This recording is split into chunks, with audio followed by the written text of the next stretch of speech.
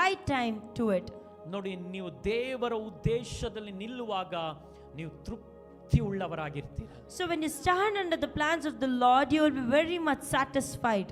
ನೀವು ದೇವರ ಉದ್ದೇಶವನ್ನು ಬಿಟ್ರೆ ನೀವು ಏನು ಮಾಡಿದ್ರು ನಿಮಗೆ ಸಮಾಧಾನ ಇರಲ್ಲ, ಅದರಲ್ಲಿ ಒಂದು ತೃಪ್ತಿ ನಿಮಗೆ ಇರಲ್ಲ, ಅದರಲ್ಲಿ ಒಂದು ಒಳ್ಳೆಯ ಅನುಭವ ನಿಮಗೆ ಇರುವುದೇ ಇಲ್ಲ.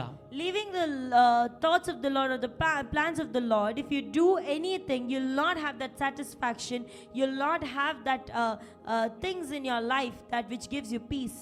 ಅದಕ್ಕೋಸ್ಕರ ಒಂದು ಡಿಸಿಷನ್ ಮಾಡಿ, ದೇವರೇ ನಿನ್ನ ಉದ್ದೇಶವಿಲ್ಲದ ಸ್ಥಳದಲ್ಲಿ ನಾನು ಹೋಗಲ್ಲ, ನಿನ್ನ ಉದ್ದೇಶವಿಲ್ಲದ ಮನೆಗಳಿಗೆ ನಾನು ಹೋಗಲ್ಲ, ನಿನ್ನ ಉದ್ದೇಶವಿಲ್ಲದ ಊರುಗಳಿಗೆ ನಾವು ಹೋಗಲ್ಲ. ನೋಡಿ, ದೇವರ ಉದ್ದೇಶವಿಲ್ಲದ ಸ್ಥಳಗಳಿಗೆ, ಊರುಗಳಿಗೆ, ವಿಚಾರಗಳಿಗೆ ನೀವು ಹೋದರೆ ದೇವರು ದೊಡ್ಡ ಬಾಂಬ್ ಆಗ್ತಾರೆ.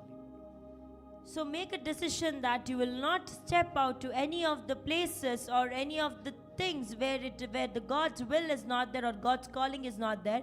If you're going against to it, then there will be a greater thing which will be coming onto you. ಒಂದು ವೇಳೆ ಆ ಮನೆ ಆತ್ಮಿಕವಾಗಿರಬಹುದು, ಒಂದು ವೇಳೆ ಆ ಸ್ಥಳ ಪಾರ್ಶ್ವ ಮನೆ ಆಗಿರಬಹುದು, ಒಂದು ವೇಳೆ ಆ ಸ್ಥಳ ಆತ್ಮಿಕವಾದ ವಿಶ್ವಾಸಿಯ ಮನೆ ಆಗಿರಬಹುದು, ದೇವರು ದೊಡ್ಡ ಬಾಂಬ್ ಆಗ್ತಾರೆ.